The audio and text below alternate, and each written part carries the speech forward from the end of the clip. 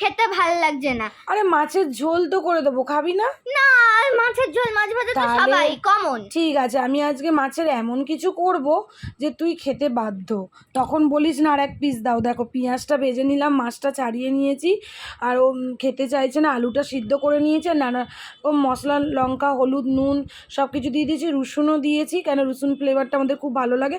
আর আলু সিদ্ধ করে এটাকে মেস্ট করে নিয়েছি, আর বেড স্কাম নিয়েছি, আর কি বলে কর্নফ্লাওয়ারটা জলে গুলে নিয়েছি। দেখো এবার দেখো আমি কিন্তু ভালো করে হাতে এরম ভাবে বেলে নিচ্ছি। আর অনেক শেপ দিতে পারো তোমরা, ফিশ ফিঙ্গার, ফিশ কাটলেট। আমি কিন্তু চপ আর ফিশ ফিঙ্গারটাই চুজ করেছি। দিয়ে দেখো ভালো করে দিয়ে এই কর্নফ্লাওয়ারের জল এই কোটটা দিয়ে ভালো করে বেড ক্রাম্বসে দিয়ে দিচ্ছি।